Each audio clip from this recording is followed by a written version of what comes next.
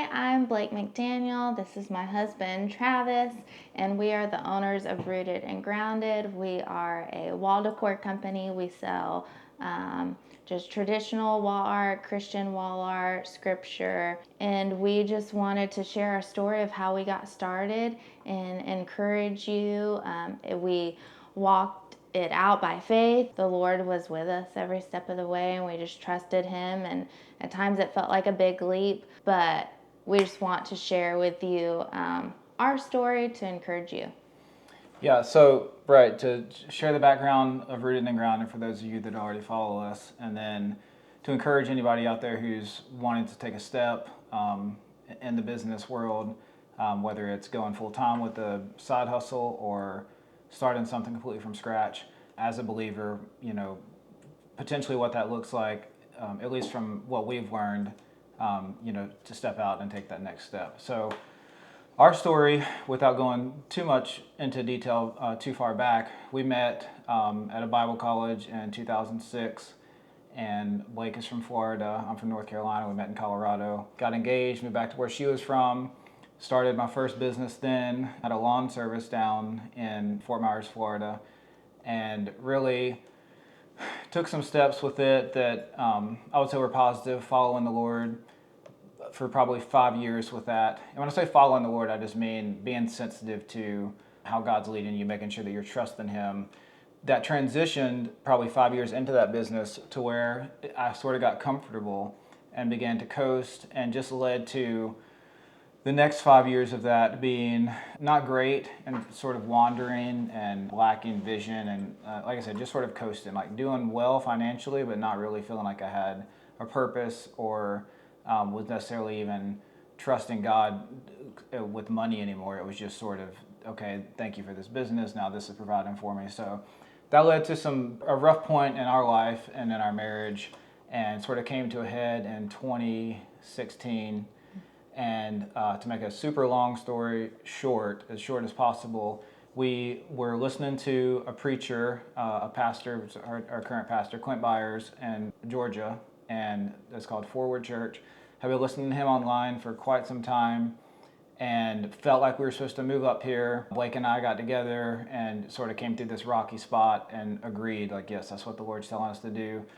We need to sell our house and literally move your family from Florida to Georgia, which seems close, but it's like a 8-9 hour drive from South Florida to North Georgia. So that's what we did. And yeah, what was your perspective So meanwhile, I was homeschooling my kids. We had just remodeled a house, and I was in the whole farmhouse space. So I was making like wooden signs with my sister-in-law, said farmhouse supermarket. But in the meantime, like I just have this like wanting to make like wall decor, home decor that like had God's word on it. That was just like in the back of my mind and in my heart. And after we came to the conclusion that we wanted to move, just felt just a radical piece about uprooting our family and moving us all to Georgia just for the sake of coming to a church that we felt connected to. He came to me and had seen what I was doing with, as just like a side hobby of making these signs, and said, I actually think we can make some. Well, first of all, I made fun of it. Well, he did. First, I made fun of you He doing hated it. I thought it was silly. I thought it was a waste of time. So to back up a little, we decided to move. There was probably a 5-month transition between making that decision and getting our house sold. During that time period, I was going to keep the lawn service that I had and run it kind of remotely, which was sort of happening already. Obviously, I was there, though, locally, but I wasn't actually going out and doing the work anymore. So I thought I could do that. I was going to try to make that work. It seemed like a good idea, and it seemed comfortable to me because I'm like, oh, okay, well, I just got this income. I could just move up there and make the same income. But I just began to have this feeling in my heart like, no, that's not what God's wanting.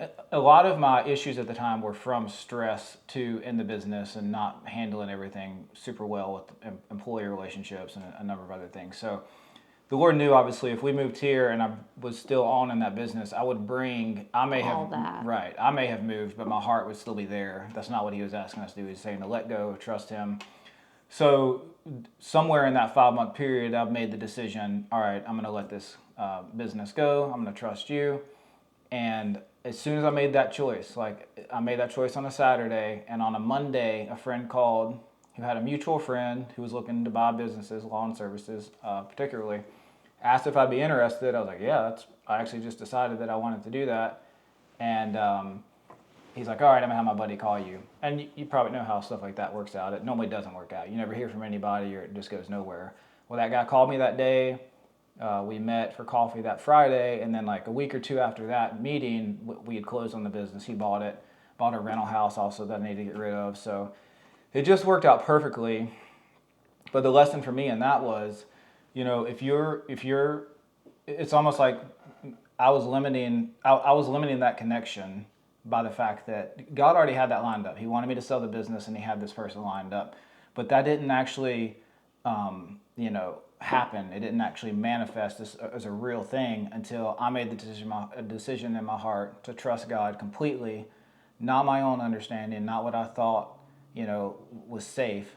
And as soon as I made that heart decision, okay, I trust you, I'm going to get rid of this business, those doors open. So that's been, a pretty useful lesson since then as well in a lot of areas. So decided to sell that business. Great. I followed God with that. Awesome. What now though? You're moving to another state. You have no income. Obviously selling the business helped. We were able to survive for a year with no income from the sale of that business. But a year goes by quickly. What are you going to do? So to get back to what Blake was saying, she had the sign business, which was small at the time and a very different style than what we do now, but that's what was, in style at the time. Mm-hmm. I had made fun of it. I'd belittled it. Not mean, just sort of giving her a hard time, like, what's the point of doing this? It's taking up a lot of time for, pocket or spending money, whatever. Yeah, honestly, just to do it for fun and do it with my sister-in-law. Yeah. So, and I also had a deep desire to do something with Travis. I mean, obviously when you're married, you do life together anyways. But I just had this desire to do something like in a business with him. And one of the things the Lord said to me when we decided when we talked about moving, there was a long period where it was like I knew we were moving, but we had not come to the agreement like together to like, all right, let's move. Because my family was there. I was super happy with my home, everything. But I knew that he wanted us to move. And so the Lord said to me that if you lay this down for me, all that you have here, then I will give you more than you've dreamed of. And this is what you have built, and watch and see what I will build for you. Referring to our life then. Yeah. So yeah, I just held on to that promise, and we decided to move. He came to me with, that he thought we could make something out of this hobby of mine. So we started in May of 2017. And then we moved to Georgia that July. And from there, it just started to sort of snowball. Yep. So we got here and we're working a lot, but we're also excited. The business was growing. Just a few months in, it was getting busier than, we could handle, just the two of us, and made our decision to hire our first employee, who's still with us, a guy named Lyle, who runs all the production now for one side of the shop. And so that was a cool experience too, because do you have I had like a confirmation. So I think we were both like, he wanted me to pray about it. He was, like we had only started the business a few months ago. We're in this new state, like a new type of business too, like not anything. We weren't used to e-commerce. So he was, we were both like a little unsure. And so I got up that morning with the intention to pray about it and had this person in mind, and I was like, Lord, direct me. So he directed me to Isaiah 53, and then I read Isaiah 54. He was trying to direct me to Isaiah 54. I just did it. I don't know. It was just easier to get me there that way. But it talked about expanding our tents to grow. And so that was just like a clear answer to me. And then later in the day, I was working and listening to a teaching by Sarah and Jeremy Pearsons, and they confirmed it. And they started talking about the same scripture about expanding your tents and lengthening your cords to grow. And so I told him, and I was like, I was that's like, our all right, answer. we're going with it. Being able to hear God in those first steps in a business is crucial because there, later on, I mean, we haven't gotten, something that clear from the Lord every time we've hired somebody. And I don't know that you have to every time you're hiring for a position. But in the beginning, your first employee, it feels like everything's growing fast. You're wanting to make sure it was, very appreciated, for the Lord to communicate to us that clearly, like it was time to step out and to expand. So we did that, and we hired him. And as soon as we did, it was like we needed somebody else. It just sort of like filled that. And we've noticed that several times that if it feels like you're about at a place to, where you're about to get to the next step, as soon as you take that step, it's like it's filled with, what the resources you needed to confirm that step or to pay for that step. So if you have something where you are, maybe you have a job and you have a business on the side and it's growing and you're like, this is great, I would love to do this full time, but I love the security of my job, but I feel like maybe God is wanting me to, step out and do this. I promise you, every time you do that, where the Lord's leading you to do that, you're not being presumptive, but you feel led, and it's the smart thing to do. Even though it may feel risky, the resources will be there, the business will be there, the income will be there to fill that spot or that void, and to more than make up for that safety that you feel like you have with your job or anything else. So we've noticed that for sure several times and taken steps that seem risky. If we're trusting God and doing our best to hear His voice and to follow Him, and to not put our own desires and everything first, that need is always met. Mm-hmm. So just to continue the story with us, we hired our first employee, then hired another employee. We were doing things with vinyl back then. We weren't doing a lot of art, so that was possible. We were working inside of our house, yeah, we were working too, at home, out of right, our garage and a little shop, our living room. Yeah, had a UV printer in our house, which was interesting and probably not the safest.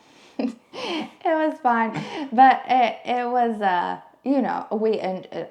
we enjoyed it, but it did come to a point where I was like, all right, we're eating dinner and people are in our garage working, but it was fine. But we also were like, okay, well, it's coming to this point where we really need like this huge printer that won't fit inside of our house, and in order to get it, we need a warehouse to work out of. And so we'd talk about it, we'd be like, all right, we'd pray about it. Anyways, I just felt like that the Lord said to me, like, it's already there, out there, in the future, it's coming, but I just want you to enjoy right now. So I really took that to heart. I think at the same time, He told us to give a certain amount of money, just as like a step of faith. And then it came, I think, 2 months later. I think that was in January, and 2 months later, you woke up and you're like, I'm finding it today. It's out there. Right. I just knew that the building that we needed was actually available for lease then. I just hadn't found it. Or hadn't seen it yet, because I looked for a couple of months. So to go back to what you said about giving, just to reiterate on that, because that's a sensitive topic. If we ever feel like we're supposed to give, if we have a question or we have a financial need and we feel like that we're supposed to give, that is never a thing where we're trying to pry bar the hand of God to do something by money.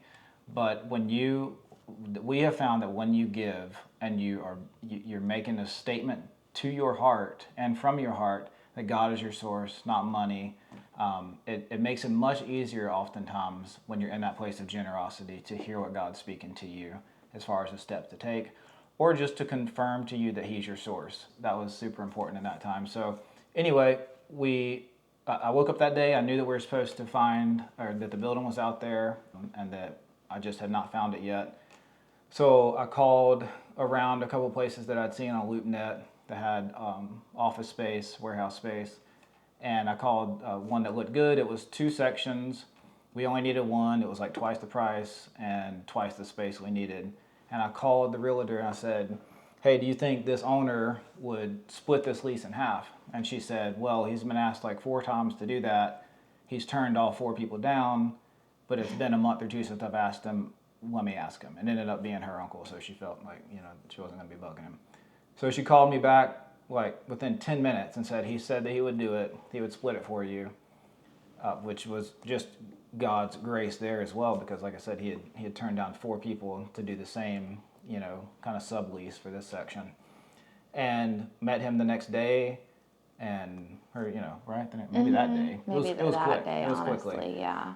So it all just happened very quickly, and we ended up getting this space. It was 2,500 square feet.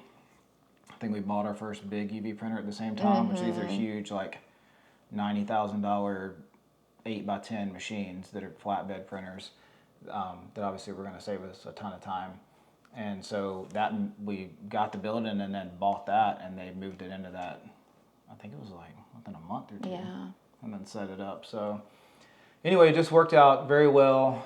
And then the whole building was 10,000 square feet. We rented a fourth of it, which was half of what they were leasing, but a fourth of the whole building. And ended up just taking over each section until we have all 4 sections. Then we bought the building from the guy. And it was just cool to see how it worked, because every time that we were running out of space and needed more room, we didn't do anything in the natural to like manipulate anything or try to kick anybody out or tell the owner, hey, we'll pay more for rent or anything. It just worked out where the person beside of us, literally in order too, we never skipped a space. The person beside of us didn't need their space, then the next person didn't need their space, and then the next person. And we took over the whole building, leasing it, and then ended up buying the building. So it was just cool the way that worked out. And yeah, that's pretty much it. Yeah, I mean, there's other like stories in there. Like I wanted to say, like because when we moved here, we did have to Georgia, we did have like a year from selling his business, like of month, like finances set aside to live off of. But there came like I think 9 months into like being in Georgia where getting down the to the Lord was like, I don't want you to wait till the last minute. Like, I want you to go ahead and start living off the business. And at that point, like, it really wasn't, like, time to. And I told him. It felt premature. Yeah. We felt like we were being asked to go ahead and take that step. Yeah. To live off the business, to start paying our bills out of the business account and not trusting this other money we had in savings. Yeah. And sort of place a demand on the business and trusting God with that next step. And very much like the first employee thing, as soon as we stepped out and made that decision, that need was met, and like noticeably, like income jumped. Our net income jumped noticeably the first month that we decided to do that. Yeah. So it was very cool, and it's encouraging to us to relive this, because this never ends. You're always like, all right, Lord, what's next? What are you wanting this to look like? Yeah. Right. And all those decisions, like there is like, whether you like feel like you are getting a word from the Lord, like they always like accompany peace and like an excitement. Like right. I'm excited to do this because I have the peace of the Lord, and I know that like He's behind this, and just stepping out there. Stepping out is just exciting. Right. Just stepping out in faith and taking a risk, like. It's fun taking a risk on your own. Right, yeah, we wouldn't do that. Risk. A lot of people think we are risk takers, but I'm like, I'm not a risk taker. I'm just a risk taker if I know the Lord's behind it. It's easy to take a risk. So it's been awesome, and we wanted to share just a little bit, like I said, of our story, the origin of it, and major kind of steps that the Lord has brought us through. And then just encourage any of you guys. And if you don't have a business and you just work a job and that's where you're supposed to be, there's absolutely no problem in that. I know there's a big entrepreneurial push on YouTube and everywhere else, and it can oftentimes make you feel like if you don't have this grandiose thing going on that you're less than. That's certainly not the case. The victory for a believer isn't some status that the world views as successful. It's, are you following the Lord, and are you taking the steps that He's leading you to in your personal life? And that's victory. And if that looks like being a librarian, then that's fine. You just want to be taking whatever steps you can to trust Him, whatever occupation or business that you have. And it applies like everywhere, not just finances. Sure. It's just the Lord, trusting the Lord with your life. Yeah. It is. but anyway. So we encourage you guys that are thinking about taking a step either full time into a business that you have on the side, or going all into something that you have yet to start. And just to say that it is possible. Don't be swayed by economic situations. It's 2024. There's higher interest rates. There's inflation. There's real estate market is kind of stagnant. There's all sorts of things going on. There's all sorts of, if you want reasons to not go into business, it doesn't matter what year it is, you can find them. If you're looking for a reason to not step out into what God is wanting you to do, just some analytical, natural reason, I promise you there's an endless list of them no matter what season you're in. But don't look at those things. If God is wanting you to step out into an area, and obviously it's going to be a desire of your heart too. It's not like you're over here with these interests and you're seeking the Lord and you have these desires, but God's pulling you over here to like some random spot. It's going to line up if you're putting the Lord first. Your desires are going to line up with His. They're going to be very similar. But trust in the Lord with all your heart, and He's going to lead you. So step out. Take those steps. If there's something practical you can do it. And just wanted to encourage whoever's listening and tell a little bit more about ourselves to people who are already familiar with us but don't know our backstory. And just bless you guys hopefully. Yeah. We love stories, so we know other people do too, and we just wanted to share ours. Yeah. So thanks for listening. All right, rootedandgrounded.com. Did we say that? No. That's the website. All right, thanks guys.